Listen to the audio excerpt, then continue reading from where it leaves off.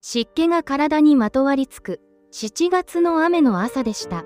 風鈴が静かに揺れて、しとしとと雨が降る。どこにでもある静かな日本の風景。72歳になる父はいつものように縁側に座り、温かい緑茶を一口飲んでいました。その横顔はいつもと変わらない静かな朝の風景に見えました。けれどよく見ると父の右手はそっと右膝に置かれさすられていました。夏になると膝が重くなるんだよ。父はぽつりとそうつぶやきました。湿気が多い7月は関節が痛む人が増える、そんな話を聞いたことがありました。長寿の村ではこんな季節でも高齢者たちが元気に歩いている。その秘密は特別な薬ではなく毎日の食卓と100円の知恵にある。その時の私はまだ知りませんでした。雨の日が増えるにつれて父の行動が変わりました。毎朝の日課だった庭の手入れ、それを休む日が増えたのです。玄関の靴を脱ぐとき、小さく息を吐く、畳から立ち上がるとき、壁に手を伸ばす、ほんの少しの変化でした。父は昔から人に弱音を吐かない性格で、大丈夫だよと笑ってごまかします。でも階段を上る足取りは以前よりもずっと重そうでした。7月の湿気は冷えを体に溜め込み、関節の動きを鈍くさせるといいます。父の歩く速度が遅くなっている。それは年のせいだけではない。そう感じ始めたのは7月中旬のことでした。買い物に行こうと誘ってみても、今日はいいやと首を振る父。部屋に閉じこもる時間が少しずつ増えていきました。ある雨の日の夕方、父の家を訪ねました。居間で横になっている父の姿がありました。声をかけると慌てて起き上がり、何でもないよと笑顔を見せました。でもその膝は少し腫れていて、湿布の匂いが部屋に漂っていました。ごめんね、心配させて。父のその言葉が胸に刺さりました。子供に迷惑をかけたくない、その一心で痛みを耐えていたのです。一人暮らしの寂しさと動かなくなる体への不安。父の背中が小さく見えました。このままでは歩けなくなってしまうかもしれない。静かな不安が私の中に広がっていきました。長寿で有名なある村のニュースを見ました。そこに映る高齢者たちは雨の日でも笑顔で元気に畑に出ていました。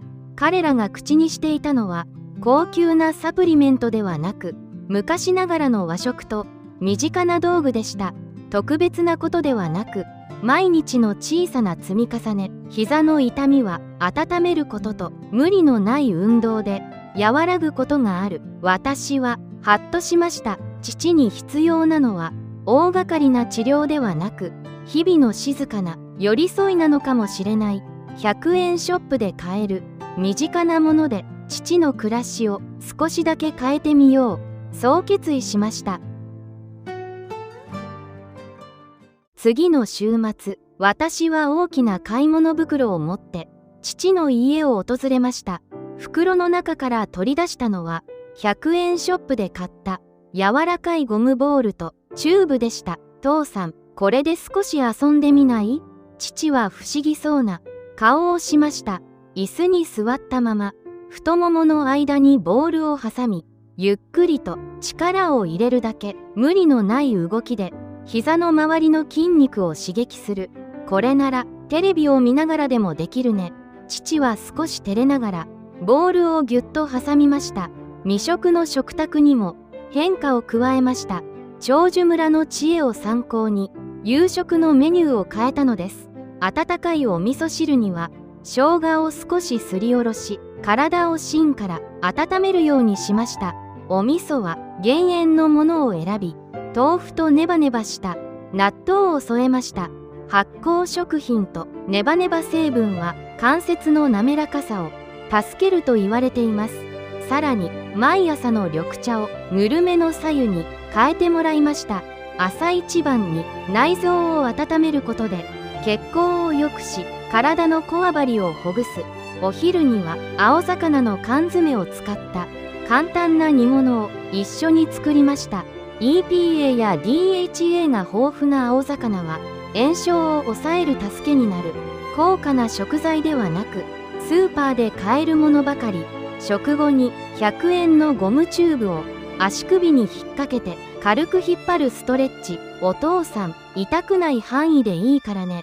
そう声をかけると、父は嬉しそうに足をゆっくり動かしました。100円の道具と毎日の和食、暮らしの中に小さな習慣が溶け込んでいきました。